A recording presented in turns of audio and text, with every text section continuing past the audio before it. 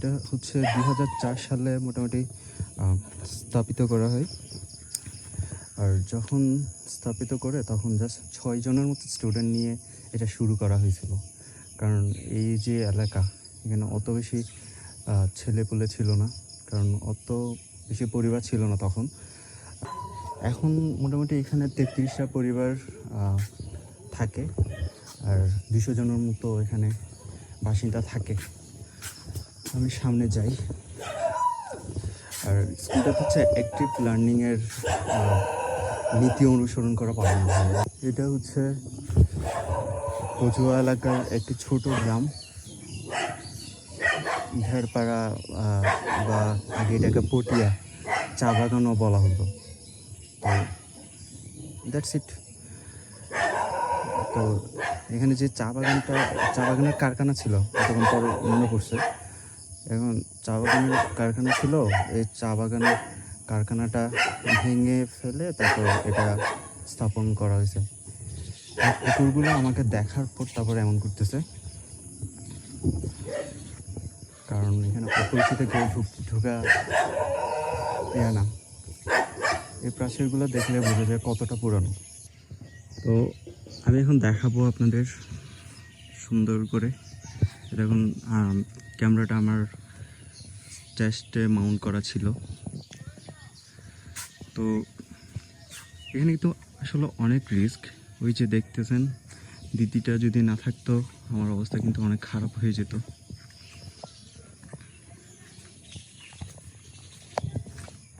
কুকুরগুলা কি আছে ওখানে? যে গেলে কিছু করবে? রিস্ক না অনেক? না যাই তাহলে। তো আমি আপনাদের ঘুরিয়ে দেখাইতে পারতেছি না, কারণ এখানে আশেপাশে কিন্তু স্কুলের অনেক কুকুর আছে, যেগুলো আমাকে এতক্ষণ ঘেউ ঘেউ করে ভয় লাগানোর ট্রাই করতেছিল। তো উনি আমাকে বলছিল যে আপনি আতঙ্কিত হবেন না। আতঙ্কিত হলে প্রবলেম, সেটা হচ্ছে আমি বের হয়ে যাই, অত রিস্ক নিয়ে লাভ নেই। কারণ যে কোনো সময় এসব কুকুর দেখে বোঝা যাচ্ছিল যে কোনো সময় অ্যাটাক করতে পারে। তো আমি একটা ফুল ভিউটা দিচ্ছি না, আমি জাস্ট দেখাচ্ছি স্কুলের ভেতরটা কেমন। পুরোপুরি একটা গ্রামীণ পরিবেশ ভিতরে। ওদিকটা দেখাইতে পারলে আরও ভালো হতো, কিন্তু ওদিকটা যেতে পারতেছি না, ওখানে কুকুর বসে আছে। জাস্ট এদিকটাই দেখাচ্ছি।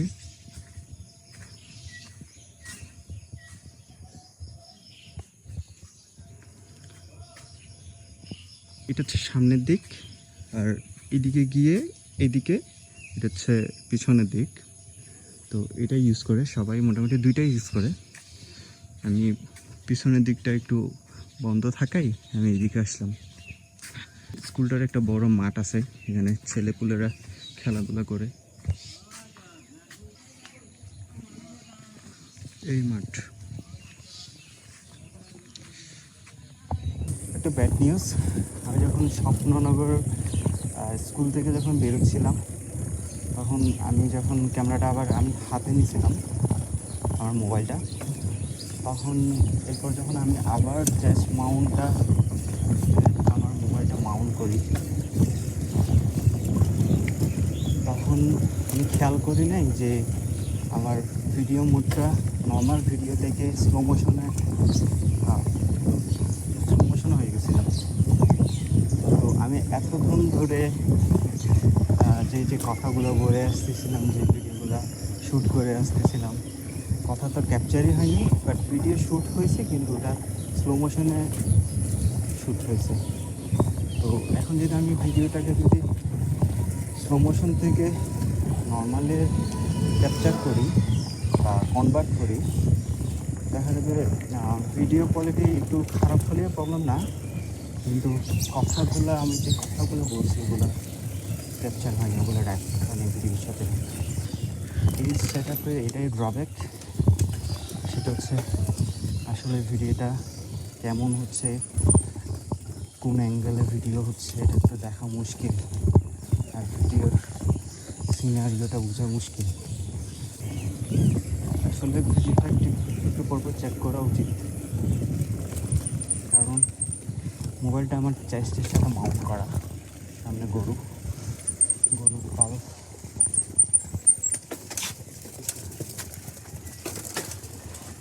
সামনে লাস্টবার যে রেল লাইনটা দেখতে পাইছিলাম, ওই রেল লাইনটা আমরা এই রাস্তায় পাবো।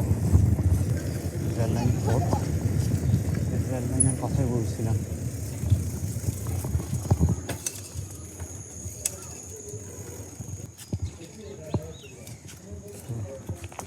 এই যে রেল লাইন, আমরা এদিকে না, আমরা ওই পাশটা দিয়ে দেখছিলাম। ওই যে ওই পাশটা, চাইলে আমরা ওইদিকেই যেত। সামনে মসজিদ, মাসার, এটা হলো হজরত শাহ হাবিবুর রহমান জামে মসজিদ।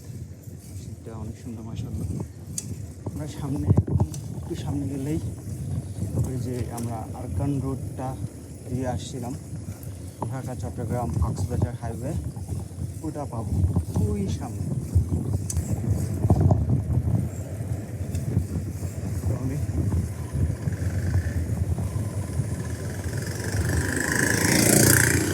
তো আমরা চলে আসলাম আরকান রোডে। আমরা এখন উঠবো আরকান রোডে। এখন আমরা ঢাকা চট্টগ্রাম কক্সবাজার হাইওয়েতে আছি।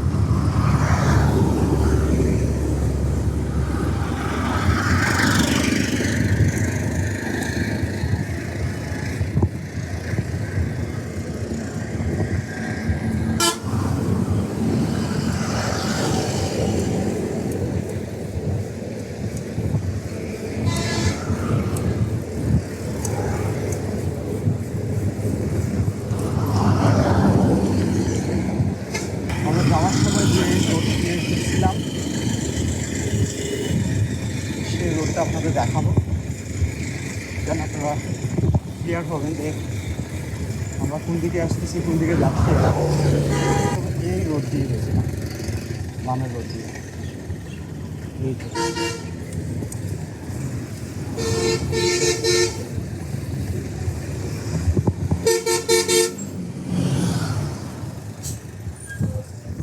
বালি,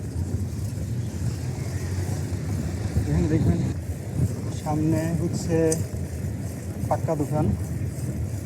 এরপর যে ফ্রেশ পাম্পটা দেখবেন, এর অপোজিটে হচ্ছে আমাদের বাড়ি। আলহামদুলিল্লাহ আমি মোটামুটি আমার বাসার পাশেই চলে আসছি। এবার ব্লগটা আমি এখানে শেষ করব। ভালো থাকবেন আপনারা, সাপোর্ট করবেন, আর দেখছি আর আমার জন্য বেশি দোয়া করবেন। ইনশাআল্লাহ আবার দেখা হবে পরের ভিডিওতে। আসসালামু আলাইকুম।